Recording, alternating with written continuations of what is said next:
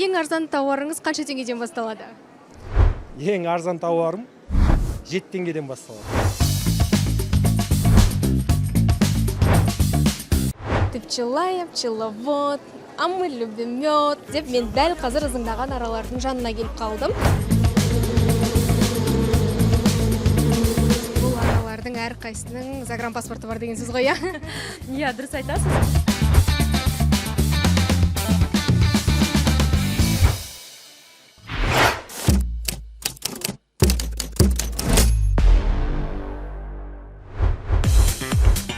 Баршаңызға сәлем, қымбатты көрермен. Сіздерге бір сұрақ. Қазақстанда өндірілді деген жазуды көрсеңіз, ойыңызға не келеді?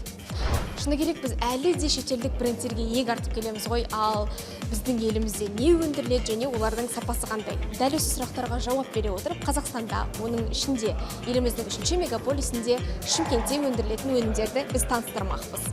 Дәл бүгін біз бағдарламамыздың алғашқы санын бастаймыз. Ал дәл қазір біз Шымкентте көрме орталығында өтіп жатқан шараға келіп қалдық. Мұнда не сатып жатыр, не өндіріп жатыр? Қане, бәрін бірге көрейік. Кеттік.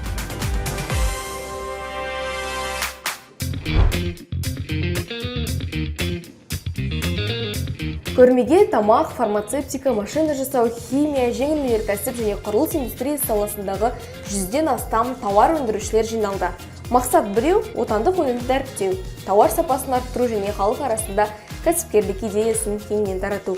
Елге танымал Балтекстиль, Фиркан, Экофарм, Сайрамнан, Карлс Крона сияқты ірі компаниялардан бөлек шағын және орта бизнес өкілдері де өз өнімдерін көрмеге шығарды. Әсіресе бір ауыл бір өнім жобасы аясында жергілікті брендті қалыптастырып, халықаралық нарыққа бағытталған өндірушілердің аяқ алысы қуантады. Конкурс қорытындысы бойынша тәуелсіз эксперттерден құралған комиссия сапа мен бәсекеге қабілеттілікті негізге алып, халыққа арналған үздік тауарлар, өндірістік мақсаттағы үздік тауарлар, үздік азық-түлік тауарлар номинациялары бойынша жеңімпаздарды анықтады. Жеңімпаздар бағалы сыйлықтармен марапатталып, Астана қаласында өтетін республикалық кезеңге жолдама алды.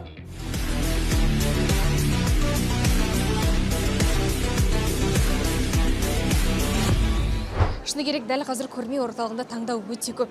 Бір жағынан кеудемді қуаныш кернеп тұр, өйткені біздің елімізде, Шымкентте осыншама көп өнеркәсіп бар екені расымен де қуантады. Ал енді қай өнеркәсіптен бастасам екен, бірге ойланып, кішкене жан-жағымызға қарап көрейік. Менің ойымша Балтекстильден бастау керек. Өйткені біздің Шымкенттің бетке ұстар өнеркәсіптерінің бірі. Сәлеметсіз бе? Сәлеметсіз бе? Көңіл күйіңіз қалай? Жақсы, керемет, рахмет. Бүгін сіздерден бастайын деп тұрмыз. Балтекстиль туралы қысқаша айтып берсеңіз.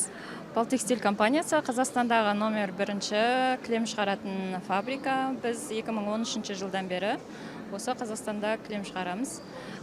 Біз не Қазақстанда ғана емес, сонымен қатар Россияға, Қытайға, Тәжікстан, Қырғызстан, Өзбекстан сияқты елдерге экспорт жасаймыз.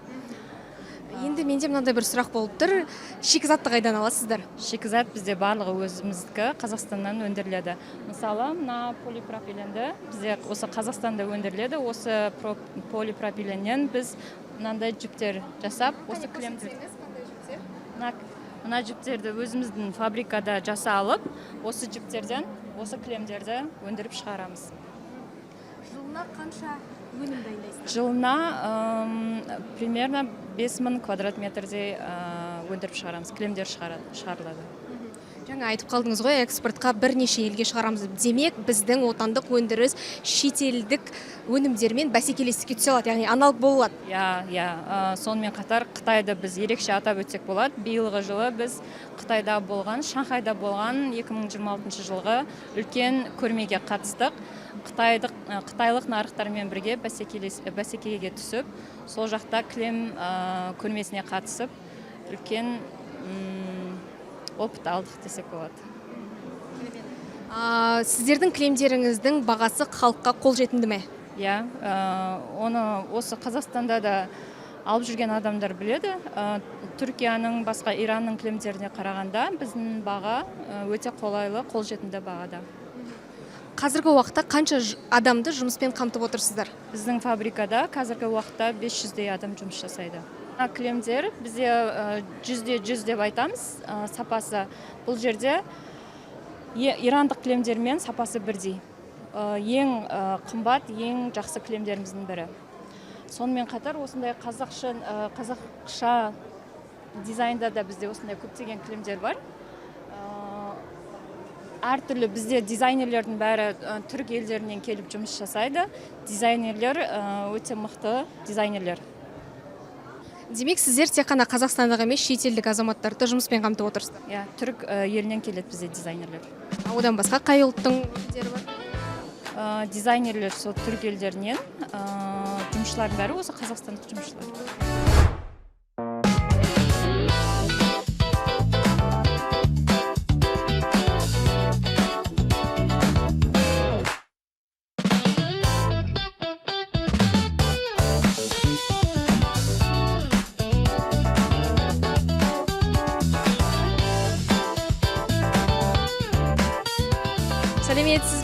Сәлеметсіз бе? Керемет көңіл-күй. Сіз бүгін? Бүгін сублимациялық бізде әшекейлер, бұйымдар, қазақтың этно стильдегі. Яғни бұл жерде бұның жасалу жолы бізде ХДФ материал. ХДФ материалы сублимациямен қағаздар шығарып, термопресспен басып, өңдеп шығарамыз. Одан кейін әдемі клейлер жағып, оны кептіреміз. Солай дайын мына осындай әдемі әшекейлер пайда болады. Қазір өте ХДФ материал, мына материал ағаштар жасалған. Қазір сұранысқа өте ие, мысалы ұзату той, сүндет той, мысалы осы аттың, мысалы жылқының мүсінде жасай аламыз. Түйенің мүсінде немесе ұзатуға осындай әдемі этностильдегі брошкалар жасап шығарамыз міне.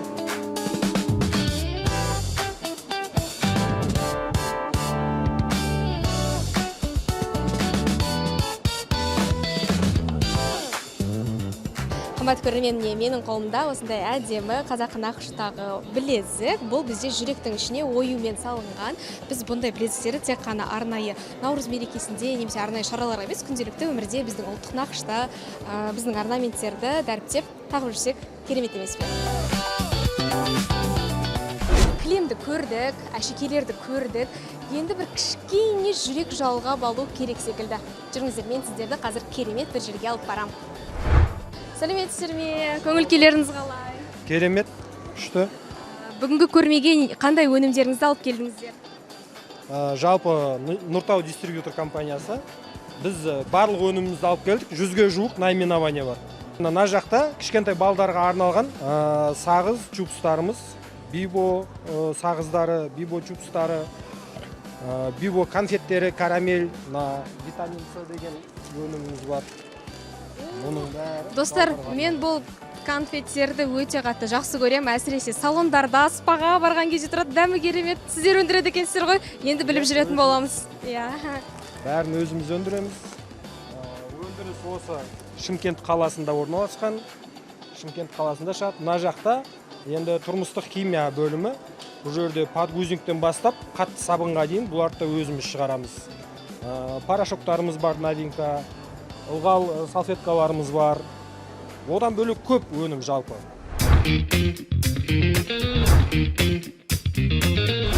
Ең мақтан тұтатын өнімдеріміздің бірі, мұна қазір көп сұранысқа ие болып жатқан. Көпшілікте ең чупа-чупс дейді, бірақ бізде бұлар карамель на палочке деп аталады. Бибо өнімі, качестволары өте жақсы.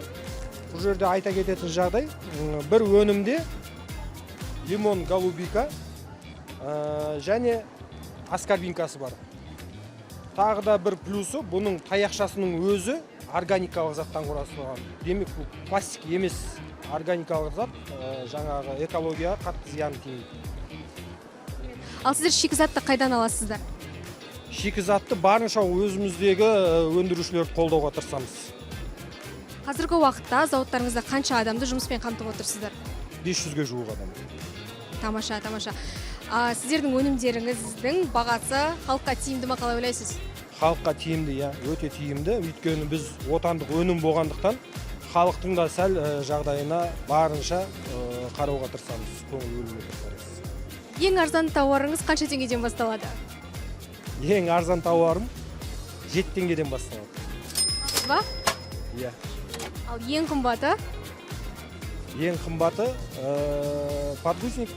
Өйткені качествосы өте жоғары. Енді аға, мынадай бір сұрақ, осы біздің Шымкентте, өзіміздің өңірде осындай кәсіп ашу қаншалықты тиімді деп ойлайсыз, немесе қаншалықты қиын? Жалпы қазір өкімет тарапынан орта және кіші бизнеске қолдау қатты жүріп жатыр ғой. Сондықтан қатты қиын емес, жоғары жақтан қолдау болған кезде. Мен айтам, қатты қиын емес деп айта аламын. Гранттар ұтып алып жатсыз ба? Гранттар ұтып алып жатырмыз, қатысып жатырмыз түрлі жаңағы конкурстарға, сайыстарға. Соның арқасында одан бөлек жаңа инвестициялар бар, бәрі еске ала келе.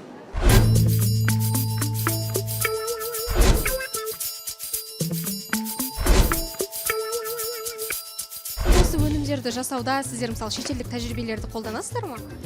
Әрине, бұның бәрі ашығын айтқанда шетелдік тәжірибемен келіп жатқан нәрселер ғой. Бұның бәрі барып көріп, сол жақта көргеннен кейін біз өзімізде осындай өнім, бірақ сапа жағын одан да жоғары қылуға тырысамыз да. Андай обмен опытым дейді ғой, орысша айтқанда.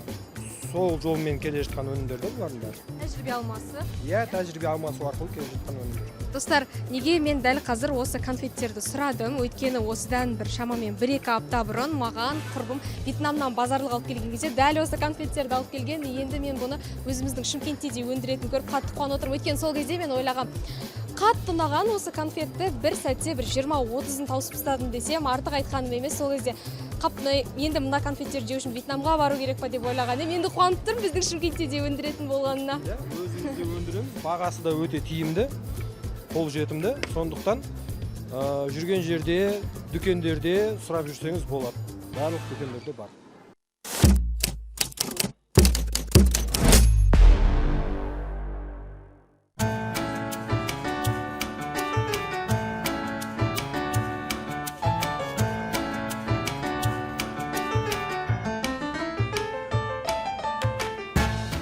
Пчела, пчеловод, а мы любим мед деп мен дәл қазір ызыңдаған аралардың жанына келіп қалдым.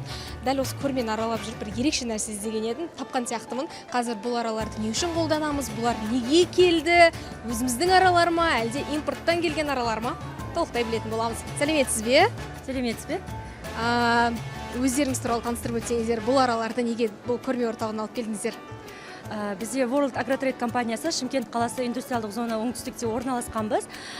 Біздің араларды жылыжайларда және бау-бақшаларда тозаңдандыру үшін пайдаланады. Және де араларымыз 100% өзіміздің отандық өнім. Жаңағы нөлден бастап дайын продукцияға дейін өзіміз өндіріп шығарамыз. Бұл аралар тек өзіміздің елімізде ғана қызмет ете ме, әлде экспортқа шыға ма? Крутой аралар ма бұлар? Бұл аралар қазіргі таңда Шымкент қаласы және Түркістан облысы бойынша 100% біздің аралар пайдаланады десем, Қазақстан бойынша 85-90% нарығы біздің аралармен пайдаланады. Сонымен қатар біз бұларды экспорттаймыз. Жалпы біздің компанияның продукциясының 80%-ға жуығы экспортталынады. Соның ішінде Ресей, Өзбекстан және Беларусь елдеріне қазіргі таңда экспортталынып жатыр. Демек, бұл аралардың әрқайсының загранпаспорты бар дегенсіз ғой, Иә, дұрыс айтасыз. Бұларды экспорттар алдында біз міндетті түрде ST1 және де ветеринарный сертификат екені секілді Қазақстанның өнімін толықтай дәлелдейтін сертификаттардың барлығын жасап, кейіннен ғана экспортқа шығарамыз. Бізде тас араларынан бөлек энтомофагтар да бар. Энтомофагтар бұлар жылыжайларда зиянкестерменен қоректенетін біздің пайдалы жәндіктер. Олар пестицидный нагрузканы азайтып, экологиялық таза өнім алуға мүмкіндік береді. Қазіргі таңда көптеп естисіздер ғой, экологиялық таза, пестицидсіз өнімдер деген. Біздің өнімдеріміз сол сіздер үшін таза табиғи өнімді алуға көмектеседі, жәрдемдеседі. Және де сонымен қатар адамның денсаулығына бөлек және табиғатқа да қосатын үлесі өте үлкен. Себебі пестицидтің бәрібір қалдықтары болады. Олар жаңағы ауаға, жерге, суға деген секілді ластаулары мүмкін. Біздің бағыт толықтай осы биология бағыты болып табылады.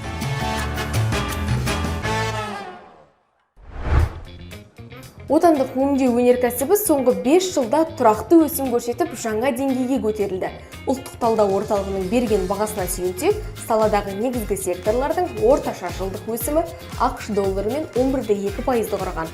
Ал 2025 жылы бұл көрсеткіш 12,1%-ға дейін жетті. Ең бастысы өндіріс құрылымы әртараптанып, заманауи сипат алып отыр. Еліміздегі жоғары технологиялық өндірістер үлесі 20,7%-дан 27,6%-ға дейін өсіпті. Сапалы отандық өнімнің көбеюі сырттан келетін тауар ағынын да шектеген.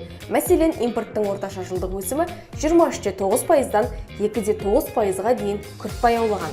Машина жасау, металлургия, химия және жеңіл өнеркәсіп сияқты 9 басты тауар тобы бойынша жүргізілген талдау осы оң динамиканы айқын дәлелдеп отыр.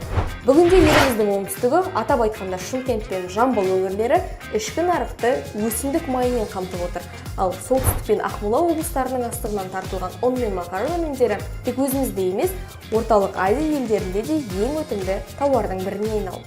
Тек тамақ емес, үй тазалығына арналған отандық жуғыш заттары мен сабын да сөрелерде шетелдік брендтерді ығыстыра бастады. Ал Алматы мен Шымкенттегі тоқыма фабрикалары шығаратын төсек орын жабдықтары, шұлықтар мен киім-кешектер күнделікті сұранысқа ие. Сонымен қатар Қарағанды мен Астана өндіретін пластик ыдыстар, жиһаз бен құрылысқа қажетті профильдер бүгінде Өзбекстан, Қырғызстан және Әзербайжан сияқты көршілес мемлекеттерге тұрақты экспортталып жатыр. Бізде ерекше және сұранысқа ие өнімдеріміздің бірі бұл макролопс пигмайус. Мына жерде жапырақтарға қарап көрсеңіздер болады. Жапырақтың бетінде кішкентай жасыл жәндіктер, бұл біздің пайдалы жәндіктеріміз. Энтомофагтар, биоагенттер деп те атайды. Бұлар қызанақ, баклажан секілді дақылдарда тля, трипс, белокрылка деген секілді кеңінен таралған зиянкестермен қоректеніп, өсімдіктерді толықтай өздерінің қорғауына алады. Сонымен қатар бізде энтомофагтармен аралардан бөлек бізде жылыжайларда пайдаланатын тұзақтар бар. Бұл тұзақтарды жылыжайда жаңағы мониторинг үшін және де зиянкестерді аулау үшін пайдаланады. Бұл жерде көріп тұрғандарыңыздай бірнеше түсі бар. Көк түсі, сары түсі және қара түсі. Себебі зиянкестер көбінесе әртүрлі түстерге әртүрлі реакциялар береді. Көбінесе жасыл түске трипс зиянкесі откликация етеді деп айтамыз. Сары түс ол бұлармен салыстырмалы тұрғанда ішіндегі ең универсалдысы болып келеді. Бұған көптеген зиянкестер отклик жасап, бұған жабысады. Ал қарасына көбінесе тута абсолюта зиянкесі жабысады. Қымбат көрермен, дәл қазір мен бір факт білдім десем болады. Мына қораптың ішіндегі барлық аралар бір ана мен бір әкеден ғана туған екен. Біз ойлайтын едік қой, бұрында қояндар көп туады деп қателескен екенбіз, аралар көбірек туады екен. Я? Иә, дұрыс айтасыз. Қазір көз алдарыңызда тұрған бұл бір отбасы. Жаңағы тас араларының кәдімгі аралардан айырмашылықтары, бұлар балды жинамайды, және де аналықтары аталықпенен тек қана бір рет шағылсады, кейін өмір бойы осындай ұяларды салып, отбасын өсіре береді. Мына жердегі ұядағы көріп тұрғаныңыз ең үлкені бұл аналықтары, одан кейінгілері бұлар работниктер деп атайды, жұмыскерлер. Олар ұясынан шығып, тозаңдарды жинап, өздерінің отбасыларына алып келеді. Солай өздерінің келесі поколенияны қоректендіріп тозаңдандарменен өзінің отбасын обслуживать етеді, қызмет көрсетеді. Кейіннен осы отбасылар өсіп, үлкейе береді, және де аралар шамамен 30-40 күн өмір сүреді. 30-40 күннен кейін осы мына ұядағы жаңа аралар жарып шығып, бірін-бірін алмастырып, ұя ары қарай өз жұмысын жалғастыра береді.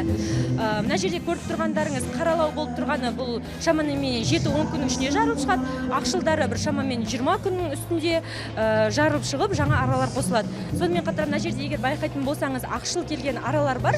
Олар шамамен 1-2 сағат бұрын туылған аралар, 7-6 сағаттан кейін олар кәдімгі аралар секілді өздерінің окрастарын толықтай егемденеді. Және де қызықты бір факт айта кетейін, аралар жаңағы өзінің жұмыртқасын жарып шыққан кезде денелердің көлемдері қандай болса, өлілгенше сондай көлемде қалады. Олар жаңағы адамдар секілді сәби, жасөспірім, ересек секілді болмайды. Қандай дене бітімінде туылса, тура сондай қалпында қалады. Және де осы егер араларды сатып алатын болсаңыз, осы аралардың денесінің көлеміне қарай сапасын да білуге болады. Қазір сапасы жақсы, иә, мысалға мына қыздардың украшение дейді ғой, соларды алып жатырмыз. Қызым енді бәрін тағып жүреді өзіне. Енді ладушки бар, сосын кейін лепим радости бар, енді олар классика болып қалған ғой бізге. Сол жарайды, иә, өте жақсы сапасы. Молодцы десем де болады, жарайды, молодцы. Енді өзіміз қолдамасақ болмайды ғой. Отандық өнімді аз қолданады екен, бірақ қолданып жүргендердің бәрі көңілмен шығар, иә. Отандық өнімнен енді қазір мен қағазды сұрадым, бұл жерден танысқаным. Қағазды алам деп шешіп отырмын, бумага, А4 бумаганы. енді маған керек нәрседен. А так мына жердегі барлық продукцияны дәмдерін көріп шықтым. Әдемі, вкусный бәрі. Бәріне ұсынар едім, отандық өнімді қолдайық барлықтарыңызға. Біздің өзіміз Қазақстанды өзіміз қолдамасақ, біздің малый средний бизнес көтерілу керек. Көңілімнен шығады. Кейінгі 3 жылда қолданамын. Қолдан жасалған шұжықтар аламын. Таза жылқының етінен. Қолдан жасалған әсіп аламын. Бала-шағам сүйсініп жейді. Соған бола келіп қой. Алып, сатып алған жерімнен бала-шағам жеп, тіпай-тіпай жақсымыз. Отандық өнімді қолдаймыз, тұтынамыз күнделікті. Мен өзім әсіп алып тұрамын ғой, дәмі енді прям күшті. Чем анау көшенің лавашын сатып алғаннан гөрі кәдімгі әсіп жеген қайда, бала-шағаға да пайдалы.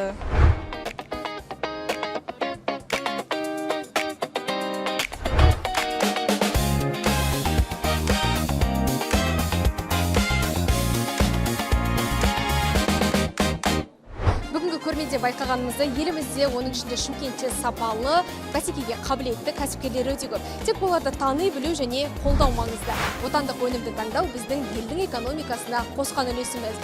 Біз келесі шығарылымдарда осы өнеркәсіп орындарына арнайы барып, тауардың шығуын өз көзімізбен көретін боламыз. Бізбен бірге болыңыздар.